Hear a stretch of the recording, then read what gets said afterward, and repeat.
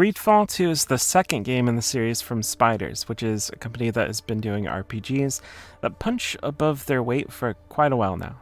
May not always be the best, but you can tell that they put everything they have into their games and they're slowly improving over time. So if you're going to play any of their games, including the upcoming Greedfall 2, you need to be prepared for a double A experience. Go in without big expectations, and you might be surprised just how much you enjoy yourself.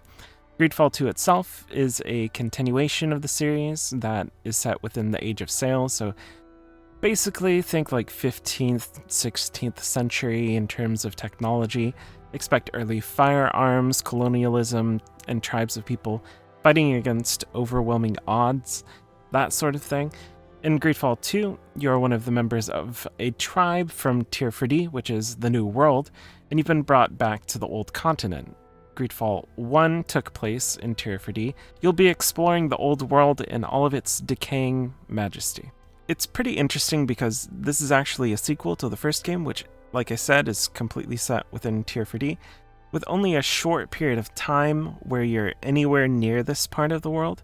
That means a completely different map with new factions and a very different set of characters. You'll have to deal with the prejudices of the people within the old world and try to help your people wherever you may find them.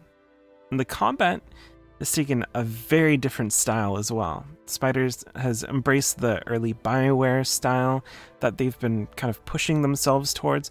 They've gone full Dragon Age Origins, which is something that a lot of people will actually be very happy to hear.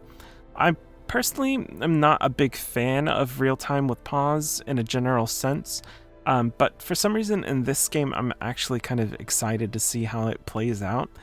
And that's in part because Greedfall 2 limits your party to 2 companions and your main character, which eliminates one of my biggest gripes with real-time with pause. It's such a pain in the ass when you have like 6 different characters and everything's happening in real time and you have to pause it and all of that stuff. It's just too much for me. And that's why I think Dragon Age Origins and Star Wars Knights of the Old Republic worked so much better for me gameplay-wise than like Baldur's Gate or Icewind Dale. I didn't feel like I was constantly overwhelmed with the amount of choices that I have to make at any second because there's so many things happening all at once. Don't get me wrong, I like big parties of characters, but once you get past 4 characters, turn-based systems are just way better for it, which is why Baldur's Gate 3 is so great. Greedfall 2's combat system will give you a good amount of manageable control over your party and what they do in combat, and it allows you to make tactical decisions without feeling overwhelmed. You can swap between each different character, decide what ability they do at the start of the fight or any time throughout. So it's kind of fun to like, it looks like it's going to be fun to swap between each, and it won't get as old as, sticking to one character. There are also a lot of different skill trees that they've already shown off. So if you want to be a melee fighter, a ranged bow user, or a magic user, or even do stealth, there are a lot of different choices. That's something they've really put a lot of emphasis on in the lead up to the release. The fact that you'll have a ton of choices as you play, not only in the gameplay sections, but also in how the story plays out, and how you interact with your companions, some of which you can romance. So they're definitely leaning into that old BioWare feel. You could romance characters in the first Greedfall as well, so that's nothing new, but hopefully they'll have improved how all of that plays out. Another thing to get excited about is the prospect of exploring the old world. There are quite a few different factions at play, and that means there'll be probably multiple cities to go through, explore, find different quests to do within each of those, which is probably one of my favorite things to do in RPGs.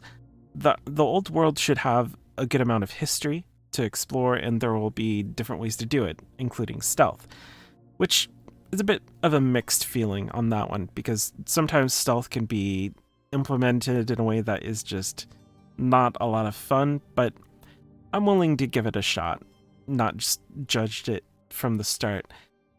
As of the publishing of this video, the early access is about to be released, And yes, the game will be releasing in early access first, so that's something new for Spiders and something that could actually be a boon for them.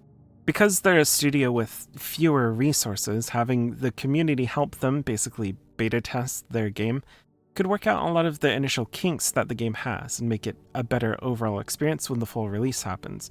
A lot of the time in the past, you get one of their games and it'll have some problems that kind of bring it down a peg. Maybe this will help with that.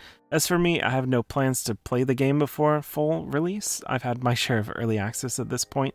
I'm honestly tired of spoiling myself before the full game releases and coming into it with a lot less hype. But I will be watching the early access to see how things go. They've also posted the roadmap for the early access, which shows that at the beginning there will be 3 different regions open to explore from the start. There will also be at least 2 more regions that they put into the game. There will be 6 companions at the start of early access, with at least 2 more added in the future. So it looks like the roadmap extends at least into the middle of 2025, so it's kind of hard to say when full release will actually hit, but I would imagine somewhere mid to late next year. The main hurdle that this game will have is having to contend with getting people interested to begin with. As a smaller developer, they're trying to push into a space that is pretty crowded and it's full of really huge hits. There's some games that are coming up that could be really big, so they could have some trouble getting into that. But it's done enough so far to have me interested in it. What about you? Let me know in the comments what you think about Greedfall 2. Thanks for watching.